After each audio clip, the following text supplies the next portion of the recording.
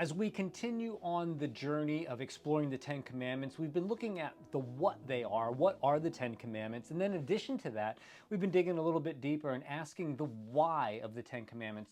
Asking why would God say this is important? What does it expose about his heart? The why of the commandment, not just the what. And so as I said to you before in the previous videos, that the 1 through 4, commandment 1 through 4 deal with our relationship with God, and 5 through 10 deal with our relationship with people primarily. And so today, as we begin that transition commandment, we're going to take a closer look at the 5th, and I'll get to that here just in a minute, but that is like the transition commandment, and you'll see why here in a second. So let's just jump right into it and step right into Exodus chapter 20, and we're looking at verse 12. And Exodus 20:12 is the 5th commandment, and here it is. Honor your father and mother so that you may live long in the land the Lord your God is giving you. So what exactly does it mean to honor your father and mother? I mean, that's a pretty direct command. So what does it mean? This is the what part. Well, the literal translation of the word honor means to make heavy. Now, that doesn't mean, give them a steady diet of Big Macs. That's not what we're talking about here. To make heavy is that their life would be significant. Their life would carry weight. The way that you address them, the way that people see you address them, the way you feel about them, the way you interact with them says that they have significant and weight in your life. They have meaning in your life. And you honor them. And that honor should be apparent to the people around you, what you say and how you say it. Now, the interesting thing I find in the what category of this 5th commandment, to honor your father and mother, is this is a direct command, and it's not just for a season of life. It's for all of your life, not just the existence of your parents, but your whole life, meaning that you honor them when you're 7, 47, and when they're gone. Now, what's interesting and a little bit different is the way you honor your parents at 7 and 47 are not the same, but the commandment to honor them is still there. And even when they're no longer with you, when they pass on, you realize that you still have an obligation to honor them. The commandment to honor your father and mother is the entirety of your life, the entirety of my life. And so just for a moment, it is appropriate for us to reflect and ask ourselves, do I demonstrate honor to my parents, living or not? Is my life demonstrating honor? Is my life giving them weight and significance? The way I speak about them, the way I think about them. And that is just for you to take a moment and reflect upon that. That's the what. Now, the why of the commandment starts to unpack some other aspects. And to me, one of the indications as to the why of the commandment is where it is in the list of 10. It's the transitional commandment. And because the transitional commandment, it does have to do a little bit with our relationship with God and our relationship with people. It brings us from 1 through 4 into 5 through 10. And like I said before, 1 through 4 is how we see God, 5 through 10 is how we see others. And so what this shows us in its location is that there's a parallel between our relationship with God and how we see our parents. That's because God uses parental terms with us all the time. Let me show you what I mean by that, where I'm kind of going here, because you might be going, I'm not exactly tracking with you yet. Jesus, when he teaches us how to pray in Matthew chapter 6, verse 9, he tells us this way. It's our Father in heaven. So we see that Jesus teaches us to pray our Father. That's already telling us something, but he's not done there. We see again when he prays in the garden in Mark chapter 14, verse 36, when Jesus is about to be arrested, he prays this way. He says, Abba, Father. Abba, Father is like daddy, papa. I mean, this is pretty personal, but again, driving home this idea of a parental relationship, that God is our heavenly Father. And we see that, but it's not just for Jesus. Like the Apostle Paul teaches us this in Galatians chapter 4, verse 6. He tells it to us this way, that our spirit is crying out, Abba, Father. And so this whole idea of how we honor our parents, there is a direct correlation of how we see God and how we see our parents. How we interact with our parents is an indication of how we see God. And it, again, ties those two together. It's the transitional commandment. Now, where this gets complicated is you say, okay, that's cool, I appreciate that. Yeah, I can see that how we see our parents it will spill over into how we see God, or even how we see God spills over into how we see our parents. I get that. But where it gets complicated is what happens when our parents are, well, they're terrible. What happens when your parents are abusive? What happens when your parents are non-existent? What happens when your parents have done nothing but make your life difficult? And I'm not talking about like, hey, they were just mean to me a little bit here, or they were strong disciplinarians. I'm talking about those really complicated, highly dysfunctional relationships that sometimes come into parental-child relationships, whether it's from addiction or whatever else goes on. What is it? How do you do that when your parents are difficult, terrible, abusive? How do you honor them? I mean, because it's easy to honor your parents when they demonstrate godly character. It's kind of an easier transition. But what about when they aren't? How do you give weight to people that you're like, they don't deserve it? And rightfully so, rightfully so. When you give somebody something you don't think they deserve, we call that grace. It's unmerited favor. And so how do you honor your parents that have been, if you've had terrible parents, how do you do that? Well, you forgive them, because that sets you free. And however, whatever they do, but it sets you free. And when we forgive them and we offer them grace, we're just starting to sense and discover what the grace of God that's been poured out on you really, really means. See, it doesn't change them necessarily, but it changes you for the better. And you understand the grace that God has lavished on you. The way you honor parents that don't demonstrate godly characteristics is you forgive them. That's how you give them weight. That's how you honor them. And so since this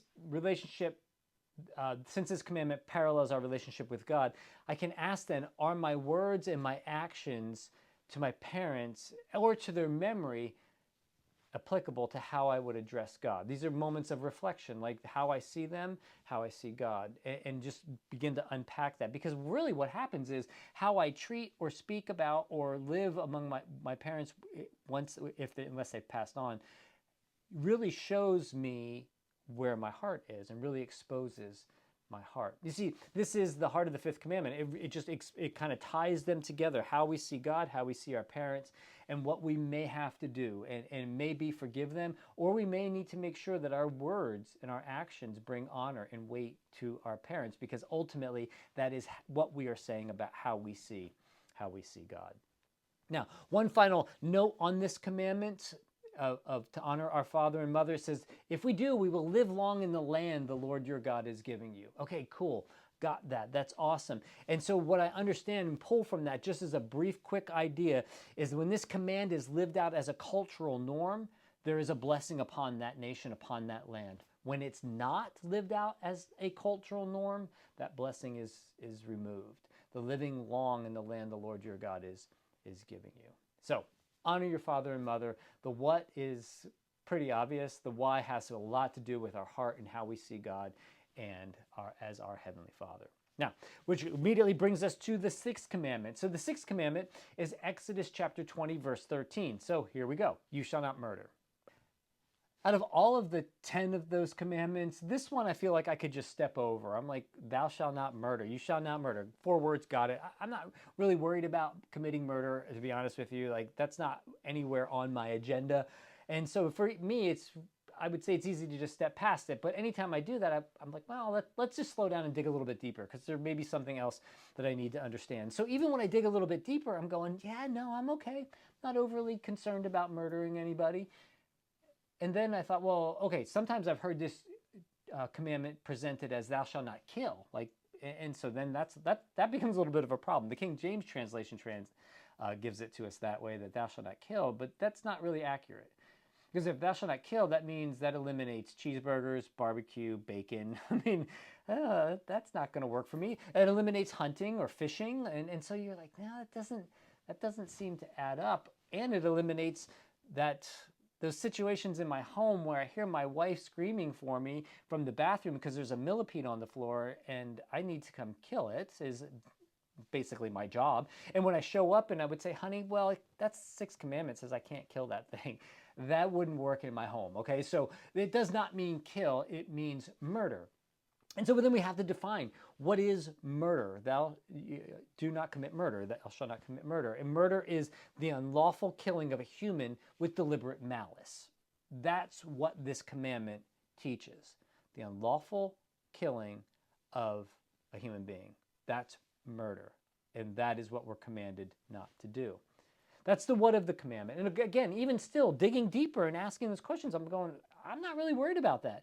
I don't have any intention of murdering anyone. And we would all agree, well, I should say it this way, I would have thought we would all agree up until recent events that murder is wrong.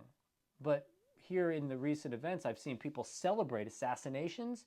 And I have to say to you, if that's in your heart, you really need to take a closer look at what's going on inside here if you've celebrated the assassination of another person. That's dark, my friends. That is dark. And that is what gets to the heart of the 6th commandment. You see, because when I think I can just step past it, what I begin to understand is it's actually showing what's going on inside of my heart and inside of your heart. Because the reason it's there, the why, has everything to do with the value of human life. Look at Genesis chapter 1, verse 27. So God created mankind in his own image. In the image of God, he created them. Male and female, he created them. You see, when I understand that scripture, it tells me this. Every human being is made in the image of God. We're that unique. There is nothing else in all of creation that's made in the image of God. Nothing. It's humans. That is amazing, and that just doubles down on our value. And so when we then take human life, we in some way are saying we disregard the value of who God is. If we're made in his image and we murder, like when you see murder happen, that says there's no value then to human life. And on some level, then you hate the image of God. That sounds really harsh when you say it that way. And when you take another life, in some way you're indicating you hate the image of God. And when you celebrate that, it shows your heart even more. You see, hate and anger is the root of murder. Now, that's not me saying it and me being philosophical. That's exactly what Jesus says. You see, because as soon as I think I don't have to pay attention to the 6th commandment, I'm going, yeah, that's not going to pertain to me. Jesus goes and confronts my heart. In Matthew chapter 5, verse 21, in the beginning of verse 22, he says this, "You have heard it said to the people long ago, you shall not murder, and anyone who murders will be subject to judgment. But I tell you, anyone who is angry with a brother or sister will be subject to judgment." Look, Jesus equates this anger and hatred that can be in our heart that with murder. And when he does, that stings a little bit because, you know what? I've been really angry with people. I've let hatred rise up in my heart. Every one of us at some point has wrestled with anger or with hatred. And you've had that experience, and it may be anger or hatred towards a person or even towards a group of people that does rise up in our lives. And let me just say it to you this way. If you've ever felt better about hating somebody, or you've ever felt better about yourself for loving a person less, that is not coming from God. And that's where we need to check our hearts. This is the commandment. This is the why that's underneath it. Anything that makes me want to love somebody less or hate somebody is godless. And sometimes I find that in my own heart. And my guess is you find it in yours too. Jesus says it's equivalent of murder. And just when I think I can step over the 6th commandment and be like, doesn't pertain to me, my heart is confronted. And it's not just here. It's not just one snippet of Jesus saying that. His half-brother James tells it to us this way in James chapter 1, verses 19 and 20. "My dear brothers and sisters, take note of this. Everyone should be quick to listen, slow to speak, and slow to become angry. Because human anger does not produce the righteousness that God desires." Right. I get it. James is doubling down on what Jesus said. It takes us away from the heart of God. Anger leads us to a place that is contrary to the heart of God, and it leads us right into breaking the 6th commandment. Anger and hatred lead us away from God. Paul said it this way in Ephesians chapter 4, verses 26 and 27. "In your anger, do not sin. Don't let the sun go down while you're still angry, and do not give the devil a foothold. In your anger, do not sin. That means you'll get angry, but what do you do with it? What comes out of it? And he says, and don't let the sun go down while you're still angry. That means that there's something that needs to happen in you in that time, and that is forgiveness. You see, I've discovered this, that anger, there are things in this life that should make you angry. There are things in this life that make me angry. When I see a child abused, that should make you angry. What do you do with it? There are things that make God angry. Yes, because if that didn't make God angry, what kind of God is that? It's what you do with that anger. Jesus says you let that anger, human anger, sit. Guess what? It can lead us to murder. It's the same heart attitude, and we've got to deal with that. And so anger can be a wake-up call, but anger can lead you to sin. So as I put those two truths together, human anger, unchecked, leads us away from the heart of God. And rooted in our heart, it can lead us to to murder. Maybe not physically, but what will happen is we can murder our relationships with other people, we can kill them, or ultimately it murders our relationship with God, because people are made in the image of God. So why should we not murder? Because it's a disregard for the value of human life. It ruins others, and it ruins the person that breaks the commandment. Listen, one final thought on this idea of the value of human life, the value of relationships, and not committing murder, not letting anger rise up in us to where we hate somebody else, because effectively it does the same thing. It destroys relationships. See, the one final thought I have on all of that, if a culture, if a group of people no longer values life, what replaces the value of life as the highest value? So what I'm saying is very simply this, as I consider this and I look at our culture and I say, okay, we no longer say life is the most valuable thing if we celebrate murder, if we promote abortion. What are we saying as a culture? If we no longer say life is of utmost value, what replaces the highest value in our life? And I can tell you this, whatever replaces life as the utmost value, the outcome is not going to be good. Why? Because humans are made in the image of God.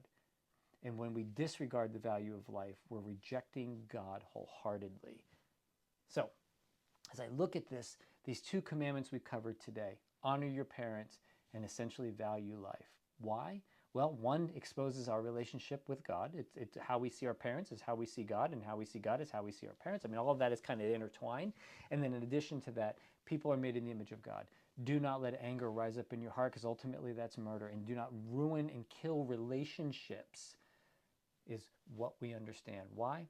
Because it shows us what's going on inside of our heart. We honor God, we honor life, and God then pours out blessing on us to live long in the land that God has given to us. And ultimately it just means we get to live a life in His blessing. But in addition to that, to honor human life is honoring to God, because human life is made in His image. So take a close look at your heart. Where are you? What's going on around you? The people, your relationships, what's going on inside? And if you find anger is rising up, it's human anger, then it can lead us to a pretty dark place. Don't let that happen to you. We are to be the hands and feet and love of Jesus Christ to the people around us. Make sure that's what's coming out of you in your anger. Do not sin, because it gives the devil a foothold. Let God bless you today by letting Him fill you with His unconditional love, that you would express that to your parents and to every living being around you.